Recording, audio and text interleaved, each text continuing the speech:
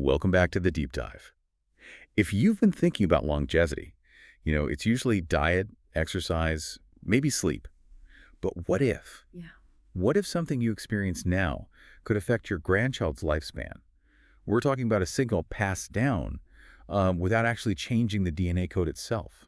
That's exactly the idea we're digging into today. It's this fascinating concept of transgenerational inheritance, specifically how, metabolic things like maybe a period of scarcity can leave an epigenetic mark, potentially extending longevity for generations down the line. Right. So our mission today, it's pretty clear. We want to unpack the actual physical mechanism. How does this happen? We're looking at a really groundbreaking paper focusing on the roundworm C. elegans. Tiny little creature, but it's showing us how a metabolic signal starting in the parent's body tissue can physically travel to the reproductive cells. And actually extend the lifespan of descendants, even 2 generations later. It's quite something. So the core idea here is the epigenome. Exactly. Think of DNA as let's say, the hardware, the basic instruction manual, the epigenome. That's more like the software layer. Okay. Chemical tags on and around the DNA that tell the cell which instructions to read and which to ignore. And this layer, this software, it's incredibly sensitive to inputs, especially metabolic ones. So like if resources are scarce. Yeah, the epigenome can almost act like a memory device. It stores that stress, that metabolic information, and can actively adjust things like the aging process for the future. And we really need to explore how the body, the soma, manages to send that information across to the germline. That's where inheritance actually happens, right? That's the critical link. It's quite a journey for, well, what turns out to be a tiny protein. Okay, so to understand the trigger, we need to start where the worm is actually sensing its nutritional state. And that brings us to the lysosome. The cell's recycling center, right? I remember that from biology. It is, but it's more than that now. We understand it as a critical signaling hub. It's constantly sending out messages about the cell's metabolic health, especially, nutrient availability. So if the cell is, say, starving or under metabolic stress, the lysosome changes its signals. Precisely. And in this study, the researchers didn't actually starve the worms initially. They mimicked that state using a specific enzyme involved in fat breakdown. Okay, what was that? It's called lysosomal acid lipase, or LIPL4. LIPL4. Got it. Yeah, and they genetically engineered worms to boost LIPL4 activity, but specifically in the worm's intestine, which in C. elegans is the main place they handle metabolism and store fat. So by boosting LIPL4, they're essentially forcing the worm's gut cells to constantly break down fat, kind of like mimicking constant calorie restriction. That's the idea. It simulates that state of high-fat turnover similar to starvation. And the immediate effect. For those parent worms, the P0 generation. Well, the PI worms, the ones with the boosted LIPL4 in their gut, they lived significantly longer. Now, that part wasn't entirely surprising. We already had evidence linking fat breakdown, lipolysis to longevity. Okay, so that makes sense. But the really mind-bending part is the transgenerational aspect, right? The kids and the grandkids. Exactly. That's where it gets really interesting. So you take these long-lived LIPL4 worms, cross them with just regular wild-type worms. Their grandkids, the T2 generation, they don't have that extra LIPL4 gene. So how do we know it's not just some leftover effect that fades immediately? That's the crucial control in this experiment. They very carefully measured the lifespan of those T2 descendants, the ones that were genetically wild type. Yeah. And remarkably, these T2 worms, without the LIPL4 gene themselves, still lived significantly longer than control worms whose grandparents didn't have the LIPL4 boost. Wow. Okay, so it proves it's not the gene being passed down. Correct. It's some kind of inherited memory of that metabolic state, an epigenetic memory. So the grandparents' experience with, forced metabolic efficiency is literally rewriting the starting instructions for the grandchild. Yeah, that's wild. Yeah, that's wild. It is, and it also connects nicely with other things we know affect longevity. Like what? Well, this LIPL4 mechanism, the fat breakdown signal, it seems to be plugged into the same pathways activated by actual starvation, or by activating AMPK or suppressing mTORC1. These are all major metabolic regulators linked to aging. Ah, so it suggests they might all funnel through a common system for this inherited longevity effect. That seems to be the implication, yes. Okay, let's trace this signal. We have the metabolic trigger, the LIPL4 forcing fat breakdown. We know it gets passed down epigenetically, but how? How does that metabolic signal actually change something around the DNA? Right, the how involves histone modification. Histones are those proteins that DNA wraps around like spools for thread. Okay. And this LIPL4-induced fat breakdown led to a very specific change, an increase in a chemical tag called methylation. It happened on histone H3 at a particular spot, lysine 79, so H3K79 methylation. H3K79 methylation. Mm-hmm.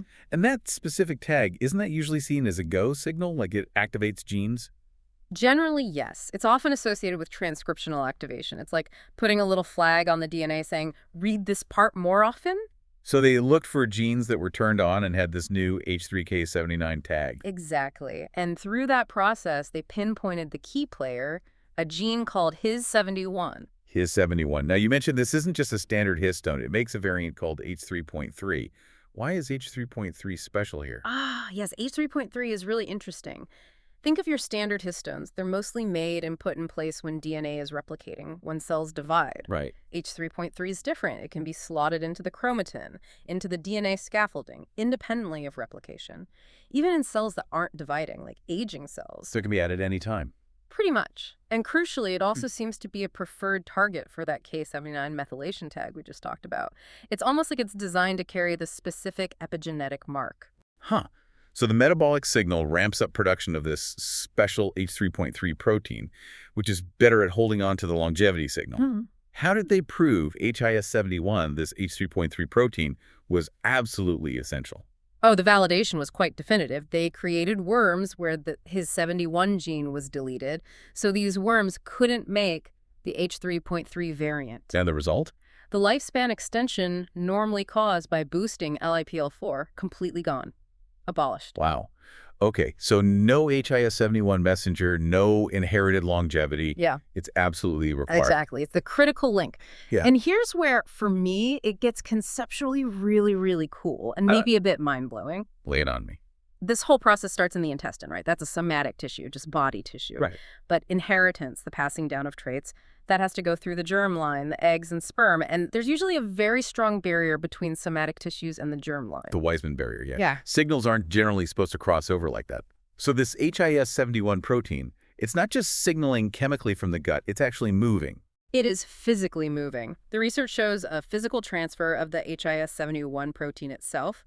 They actually tagged the protein made in the intestine. And they saw it where? They detected it inside the oocytes, the developing eggs in the germ line. No way. It's like it's being shipped Right. from the gut to the eggs. Essentially, yes, a cross-tissue protein delivery service. It has to physically get there. That's just incredible. So the intestine is basically packaging up this longevity factor, this HIS71 protein, and mailing it directly to the next generation. How does it travel?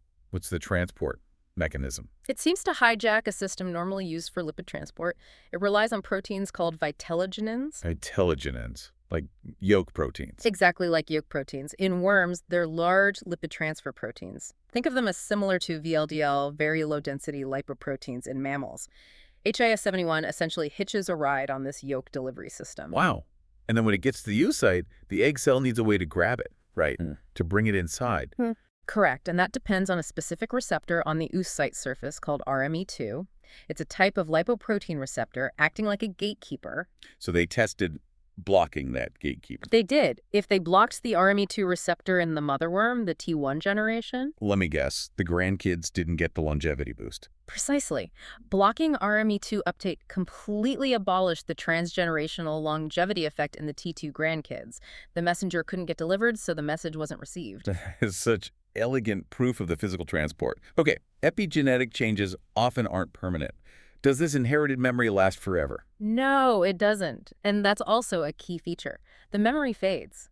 They track the levels of his 71 expression and the longevity boost over several generations. It progressively declined. By the T4 generation, the great-great-grandkids, the effect was pretty much gone.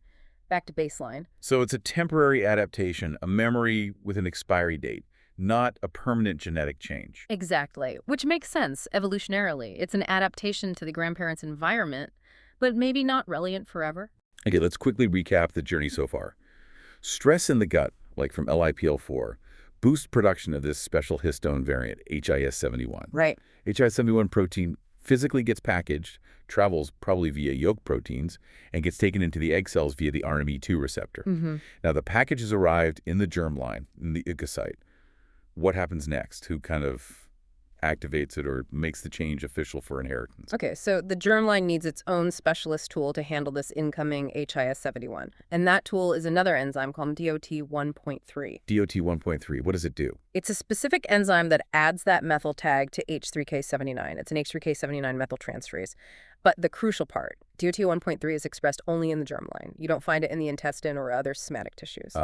So the intestine sends the message molecule, HIS71, but only the germline has the specific enzyme, DOT1.3, to actually process that message and add the official epigenetic stamp for inheritance. That's a perfect way to put it. It's the germline-specific validator. And they showed this, too.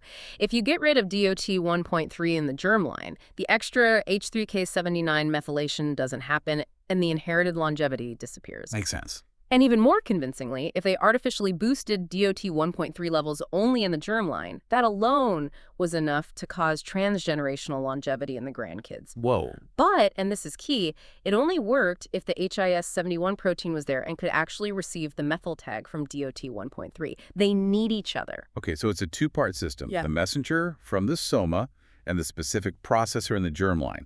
Now, is this whole HIS71 DOT1.3 pathway just the LIPL4 signal, or is it broader? That's perhaps the biggest takeaway. It seems to be a more general pathway for metabolic memory. They tested other known longevity signals. Like what? Like reducing mTORC1 signaling in the lysosome, a classic anti-aging intervention that also caused inherited longevity, or activating AMPK, another key energy sensor. Same result. And did those also need HIS71 and DOT1.3? Yes. In both cases, if you removed either HIS71 or DOT1.3, the transgenerational longevity effect was blocked. It really looks like this pathway is a central hub for transmitting these kinds of metabolic signals across generations. So basically, when the worm experiences different kinds of metabolic stress that signal times are tough, be efficient, it uses the same specific mechanism to pass that lesson on. Seems like it. And they even connected it back to the most natural trigger, actual starvation or calorie restriction. What happened with simple starvation? Starvation also turned up LIPL4 and his 71 expression, increased the H3K79 methylation tag, and caused a longevity extension in descendants. And crucially, that starvation-induced longevity was completely dependent on having functional HIS71 and DOT1.3. Wow. So this isn't just a lab artifact with LIPL4. This is likely how the worm naturally transmits the memory of lean times. Exactly. It's the physiological mechanism. Okay, so let's try and pull this all together. What's the big picture model here? Right. Synthesizing it all, we see this really elegant, coordinated system across tissues. You have metabolic stress, whether it's from LIPL4 or AMPK activation, mTORC1 suppression, or just plain starvation happening in a somatic tissue like the intestine. Step 1.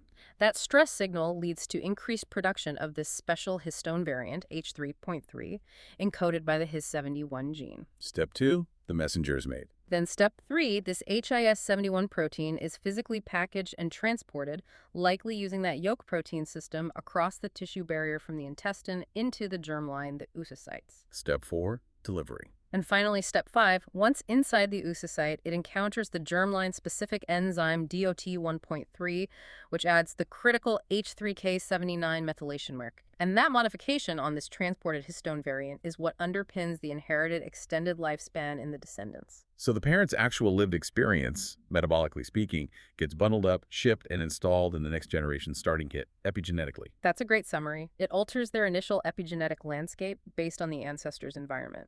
Giving them potentially a better shot in similar conditions? Potentially, yes. And thinking more broadly about aging, this whole process, increasing the amount of this H3.3 variant, might help maintain what you could call a more youthful epigenome. How so?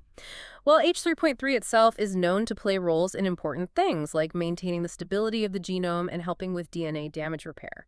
So by boosting H3.3 incorporation via this pathway, the parent might be passing on a mechanism that helps the descendants maintain better genomic health over their lifespan. It's truly profound. This level of cross-tissue coordination to actually shape the inheritance of lifespan based on experience. It really does raise a huge question, though, especially when we think beyond worms. Absolutely. We've seen in C. elegans that this metabolic memory uses physical protein transport, relying on vitellogenins, those yolk proteins that, as we said, resemble mammalian VLDL. Right, the very low-density lipoproteins that our livers use to ship fats and proteins around our bodies. So the final thought for you, the listener, to chew on is this.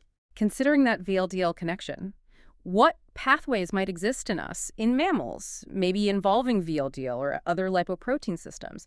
Could our own somatic metabolic experiences, the stress on our liver, our muscles, our fat tissue, use similar transport mechanisms to leave some kind of detectable, perhaps even functional epigenetic footprint in our own offspring? The idea that your metabolism today could influence your child's or grandchild's metabolic future or even lifespan through such a direct physical link, well, it's a frontier that's really just starting to be explored.